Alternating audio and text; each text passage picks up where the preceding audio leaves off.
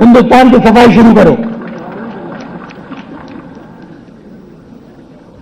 शासन था 3-4 दिन चला, नरेंद्र मोदी जी ने भी झाड़ू लगाया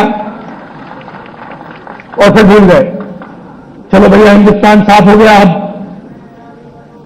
अगली चीज पे चलते हैं, अगली बात करते हैं। सफाई के बाद मैं भूल गया, शायद मेक इन इंडिया था। मेक इन इंडिया के बाद क्या था? क्या कनेक्ट इंडिया था? उसके बाद क्या था? Startup India. उसके बाद क्या? फिर स्किल इंडिया, फिर थोड़ा सा योगा किया इंडिया गेट पे।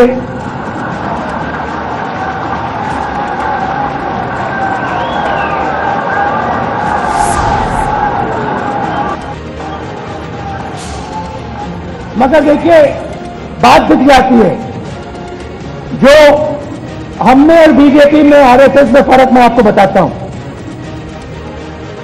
नहीं, मैं आपको बताता हूं, देखिए दिख जाता है, अगर आप ध्यान से देखें तो दिख जाता है, चीज छुपाई नहीं जा सकती है।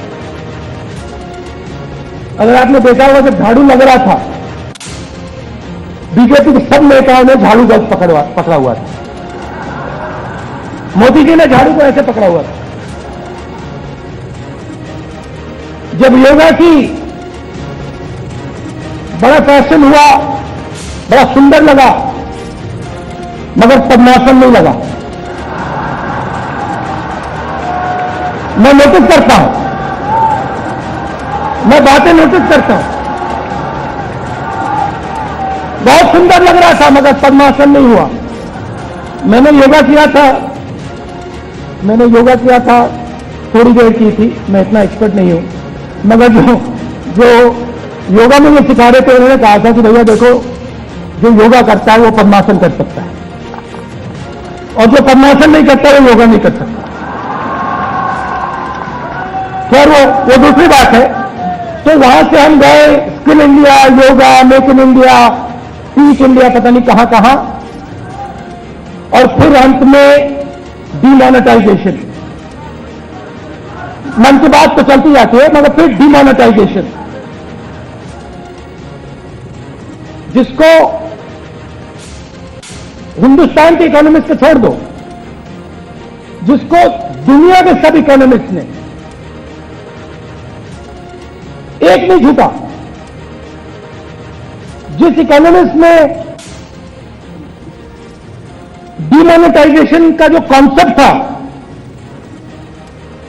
सिंधिया जी बैठे हैं यहां पे, आपको याद होगा, सिंधिया जी आपको याद होगा जब हिंदुस्तान टाइम्स का कॉन्फ्रेंस हुआ था, वो हमारे सामने आए थे और उन्होंने बताया कि जो मेरी थियोरी थी वो आपके प्रधानमंत्री समझे ही नहीं। मुस्कुरा रहे हैं। जिसने कॉन्सेप्ट डिमोनेटाइजेशन का दुनिया को दिया, उसने कहा कि भैया यहां तो डिमोनेटाइजेशन किया ही नहीं इन्होंने। उसकी पूरी सोच है कि हाई वैल्यू के जो नोट्स हैं, बड़े नोट्स हैं, उनको आप निकाल दो, और यहां पे 2000 रुपए का नोट दे दिया।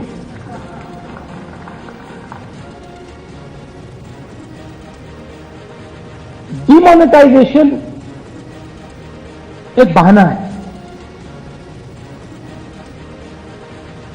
नरेंद्र मोदी जी को पता लग रहा है कि वो योगा के पीछे, मेक इन इंडिया के पीछे, स्किल इंडिया के पीछे नहीं छुप पाएंगे, और जब उनको घबराहट हुई कि अब मैं कहां छुपूं, तो उन्होंने अपने जो होममेड इकोनॉमिस्ट है, क्या नाम है उनके, क्या नाम है उनका, बाबा रामदेव और ये भोगले जी हैं, क्या नाम है पता नहीं मुझे, भोगले जी हैं, उनके पीछे जाके वो छुपने की कोशिश की। और हुआ क्या कि हिंदुस्तान की फाइनेंशियल रीढ़ की हड्डी जो है उसको उन्होंने तोड़ दिया। मैंने अंग्रेजी में बोला कि आजकल हमारे जो प्रेस के मित्र हैं जैसे जब मनमोहन सिंह जी प्रधानमंत्री थे, सीतारामन जी फाइनेंस मिनिस्टर थे, तो ये खुल के बोलते थे, दिल खोल के बोलते थे। आजकल पता नहीं क्यों ये दिल से खोलकर नहीं बोलते हैं। मेरे पास आते हैं, कहते हैं, शेरशन तो नहीं कहते हैं, मगर आते हैं, मुझे कहते हैं कि भैया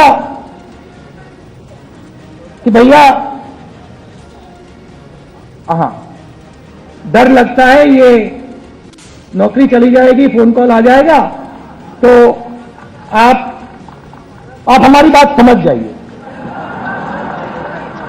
हम आपकी बात समझते हैं और हम आपको कष्ट नहीं पहुंचाना चाहते हैं, मगर आपकी भी थोड़ी जिम्मेदारी है।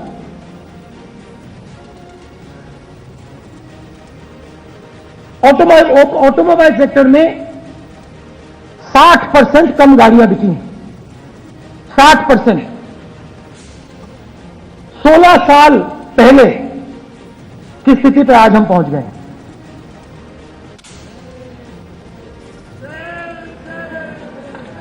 नरेंद्र मोदी जी को पूछना चाहिए अपने आप से, अपने से, कि 60% ऑटोमोबाइल सेक्टर में सेल्स कम क्यों हुई। एक तरफ वो कहते हैं make in India, automobile sector make in India का फलकम है, सेंटर है। नरेंद्र मोदी जी को पूछना चाहिए कि मनरेगा में इतना डिमांड क्यों बढ़ गया। वही कार्यक्रम जिसका उन्होंने मजाक उड़ाया था, पूरी दुनिया को कहा था कि भैया देखो कांग्रेस पार्टी ने क्या किया, मजदूरों से गड्ढा खुदवाते हैं। उनको पूछना चाहिए कि आज मनरेगा का डिमांड इतना क्यों बढ़ रहा है। उनको पूछना चाहिए कि भैया जो पहले लोग शहरों में आते थे, लोग सपना देखकर बंबई जाते थे, बेंगलोर जाते थे, दिल्ली आते थे, वो दूसरी ओर क्यों दौड़ रहे हैं। ये सवाल नरेंद्र मोदी जी को पूछने चाहिए। ये हमारे जो प्रेस के मित्र हैं, इनको पूछने चाहिए। हम तो पूछते हैं और हम पूछेंगे। तो नरेंद्र मोदी जी ने जो हमने 70 साल में नहीं किया, जो हमने 70 साल में इंस्टीट्यूशंस की रिस्पेक्ट की, जुडिशरी की रिस्पेक्ट की, आरबीआई की रिस्पेक्ट की, प्रेस की रिस्पेक्ट की,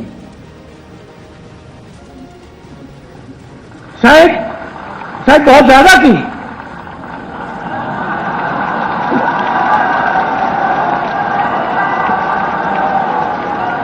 शायद,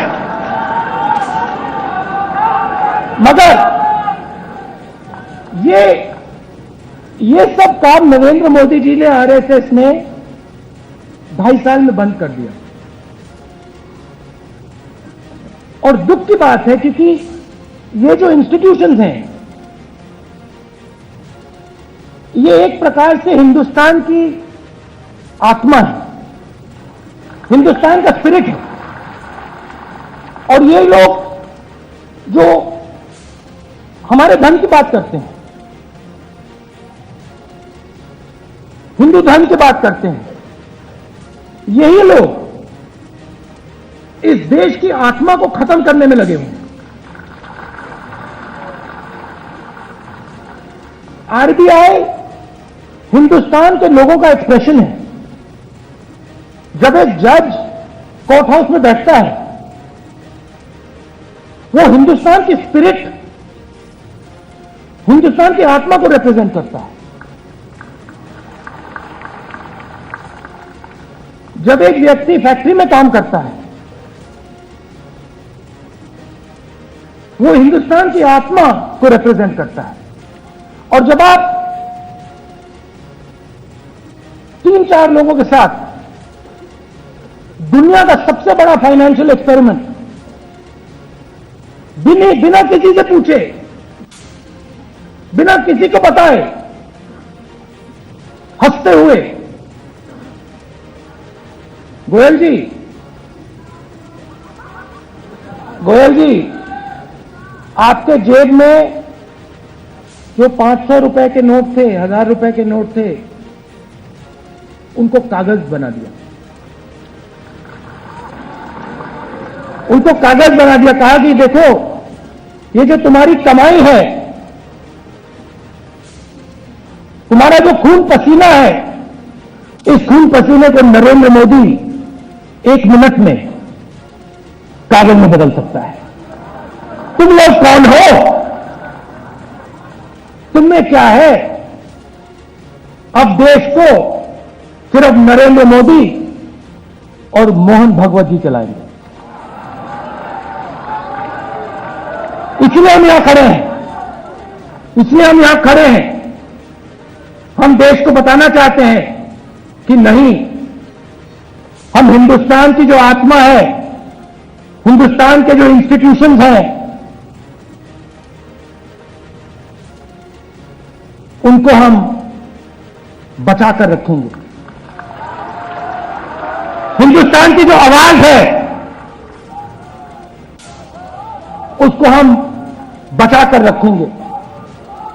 और ये जो सोच है इन लोगों की, नरेंद्र मोदी जी की, मोहन भागवत जी की, कि हिंदुस्तान को सिर्फ 2-3 लोग चला सकते हैं, इस सोच का हम पूरा विरोध करेंगे और इनको हम हरा के दिखाएंगे। मैंने कहा था कि लंबा भाषण नहीं करूंगा, तो अब मैं यहां अब रुकना पड़ेगा। आप सबका बहुत बहुत धन्यवाद। शाम को, हाँ, अब शाम को बोलूंगा। Thank you.